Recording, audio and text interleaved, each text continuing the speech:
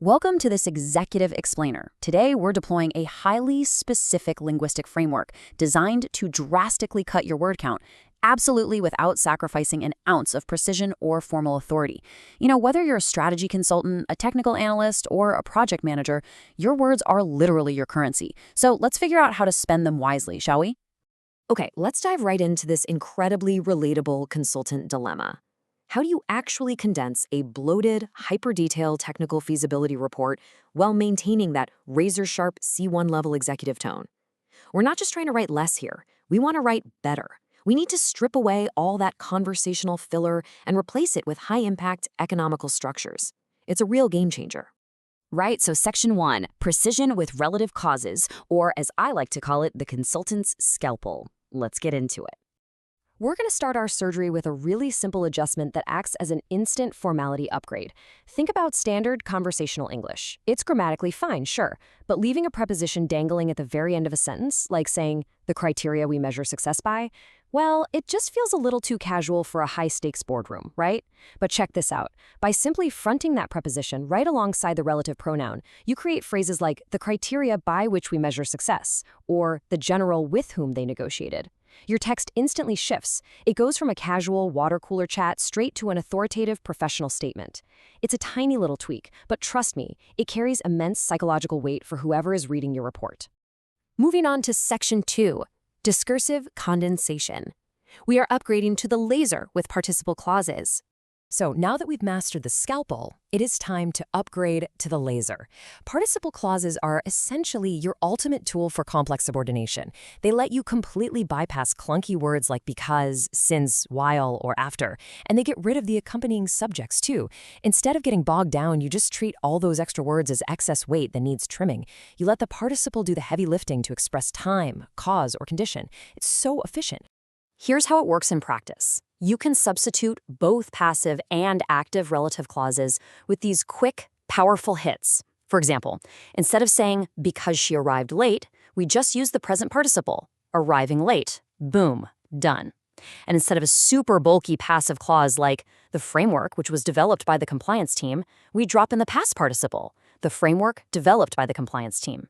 Finally, for actions already completed in the past, instead of after he had completed the audit, we just use the perfect participle, having completed the audit.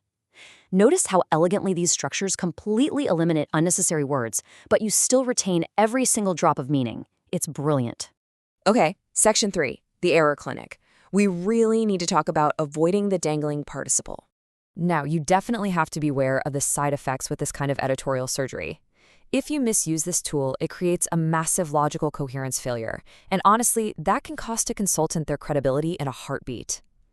So to avoid this, you must constantly ask yourself one absolutely crucial question. Who is performing the action? See, when you use a participle clause, you're actually removing the subject from that specific part of the sentence. Because of that, the reader's brain will automatically assume that the subject of the main clause is the one performing the action. If those two don't perfectly match up, well, you've just created the dreaded dangling participle. Let's look at exactly what this failure looks like in practice. Take the sentence. Having completed the audit, several gaps were found. Now, think back to our golden question. Who completed the audit? According to the strict grammar of the sentence, the several gaps did. But did the gaps complete the audit? No way, of course not. It's a complete logical failure.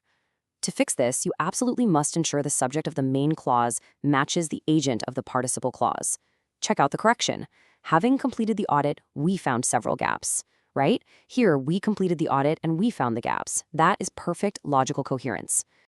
All right, time for the grand finale. Section 4, the condensation challenge. Let's perform the surgery. I want you to listen to this bloated, painfully repetitive 4-line corporate nightmare. Ready?